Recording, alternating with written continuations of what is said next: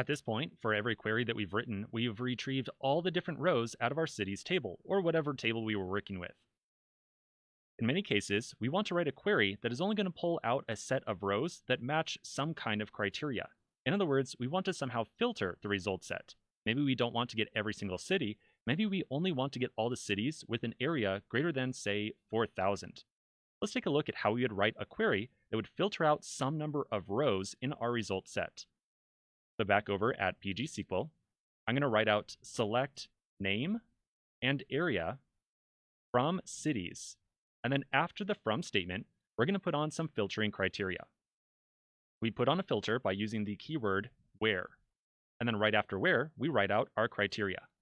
In this case, we want to try to find all the different cities with an area greater than 4,000. So we would write out area greater than 4,000 like so. I'm then going to run that query, and we'll see that now we only get back two results, Tokyo and Shanghai. And both these different cities have an area greater than 4,000.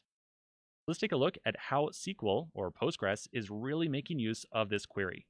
Getting a good picture or understanding in your head of how this query is interpreted is going to be really key to writing some more complicated queries later on down the road. All right, so here we go. We've got the query we just wrote at the top. We actually also had the area on there, but more or less same thing. Now you might be tempted to read this entire query from left to right and assume that Postgres somehow executes the query in the same way. It is best to not think of this query as being executed from the left to the right. In other words, don't try to think of this as select from where. Let me show you a little trick, a better way to really understand what is going on with this query. Here's the actual order in which you want to consider these steps being executed by Postgres. The first thing that really happens internally is Postgres takes a look at a data source.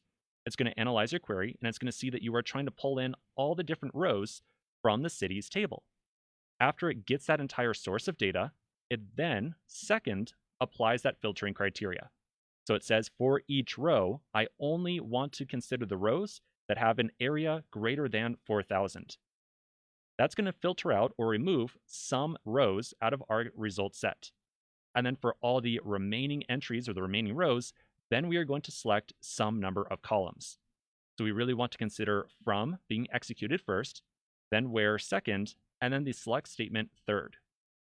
So if we apply that over to this diagram, we can imagine that the from statement right here first gets executed, and that's going to give us all the different rows inside of cities. Second, we get the where statement. So we're saying only give us the cities with an area greater than 4,000. And so we can imagine that's going to drop out Delhi, which has an area less than 4,000, and Sao Paulo. Now we're left with just Tokyo and Shanghai. So then third, out of all the remaining rows, we want to only retrieve the name and the area. And so that means give us just name and area, and that is what we ended up as our output back over on that web application. Now, as we move forward, we're going to use this idea of considering which order all these different keywords gets evaluated. Because like I said, it makes writing some more complicated queries a lot easier down the road when you are able to actually picture this entire process. All right, so we've taken a look at a very basic application of where, but there are many other ways in which we can use where. So let's continue on and take a look at a couple more examples in the next video.